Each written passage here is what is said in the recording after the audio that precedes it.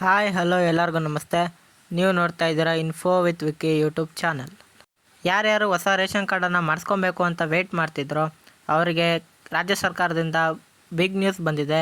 ಏನಪ್ಪ ಅಂತ ಹೇಳಿದ್ರೆ, ಹೊಸ ರೇಷನ್ ಕಾರ್ಡ್ಗೆ ಅರ್ಜಿಯನ್ನು ಆಹ್ವಾನಿಸಿದ್ದಾರೆ.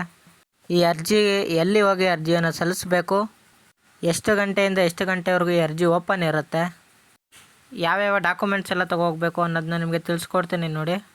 ಹಾಗಾಗಿ ಇಂಪಾರ್ಟೆಂಟ್ ಇನ್ಫಾರ್ಮೇಷನ್ಗೆ ಯಾರು ಲೈಕ್ ಕೊಟ್ಟಿಲ್ಲೋ ದಯವಿಟ್ಟು ಒಂದು ಲೈಕ್ ಕೊಟ್ಟು ವಿಡಿಯೋ ನೋಡೋಕ್ಕೆ ಶುರು ಮಾಡಿ. ಹಾಗೂ ನೀವು ನಮ್ಮ ಚಾನಲ್ಗೆ ಹೊಸಬರಾಗಿದ್ದರೆ ಸಬ್ಸ್ಕ್ರೈಬ್ ಮಾಡ್ದೆ ನೋಡ್ತಾರೆ, ದಯವಿಟ್ಟು ಸಬ್ಸ್ಕ್ರೈಬ್ ಮಾಡಿ. ನೀವು ಸಬ್ಸ್ಕ್ರೈಬ್ ಮಾಡೋದ್ರಿಂದ ಇದೇ ರೀತಿಯ ಎಲ್ಲ ಗೌರ್ಮೆಂಟ್ ಅಪ್ಡೇಟ್ಸ್ಗಳ ಜೊತೆಗೆ ಹೊಸ ರೇಷನ್ ಕಾರ್ಡ್ ಯಾವಾಗ ಬಿಡ್ತಾರೆ ಅನ್ನೋ ಅಪ್ಡೇಟ್ಗೂ ಸಹ ನಿಮಗೆ ಸಿಗುತ್ತೆ.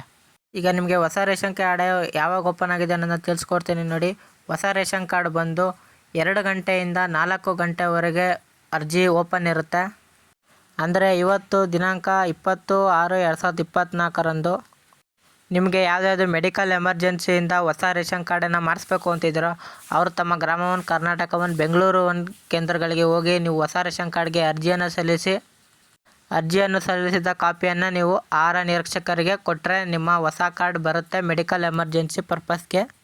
ಮತ್ತು ಡಾಕ್ಯುಮೆಂಟ್ಸ್ ಏನಪ್ಪ ಬೇಕು ಅಂತ ಹೇಳಿದ್ರೆ, ನೀವೇನಾದರೂ APL ಕಾರ್ಡನ್ನು ಅಪ್ಲೈ ಮಾಡಿಸ್ಬೇಕು ಅಂತ ಹೇಳಿದ್ರೆ ಆಧಾರ್ ಕಾರ್ಡ್ಗಳು ಯಾರ್ಯಾರ್ದು ಸೇರಿಸ್ಬೇಕು ಅವರ ಆಧಾರ್ ಕಾರ್ಡು ಮತ್ತು ಆಧಾರ್ ಲಿಂಕ್ ಆಗಿರೋಂಥ ಫೋನ್ ನಂಬರ್ ತೊಗೊಂಡೋದ್ರೆ ಅರ್ಜಿ ಹಾಕುತ್ತೆ.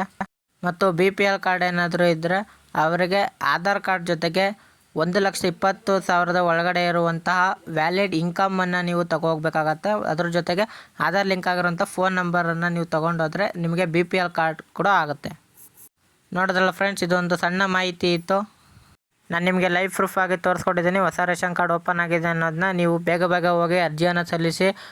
ಮತ್ತು ನಿಮಗೇನಾದರೂ ಅರ್ಜಿ ಸಲ್ಲಿಸೋಕೆ ಆಗಿಲ್ಲ ಅಂತ ಹೇಳಿದ್ರೆ ಮುಂದೆ ಯಾವಾಗ ಬಿಡ್ತಾರೋ ಅದನ್ನ ನಿಮಗೆ ಪಟ್ಟಂತ ತಿಳಿಸ್ಕೊಡ್ತೀನಿ. ಹಾಗಾಗಿ ಮಧ್ಯೆ ಸಬ್ಸ್ಕ್ರೈಬನ್ನು ಮಾಡ್ಕೊಂಡಿರಿ.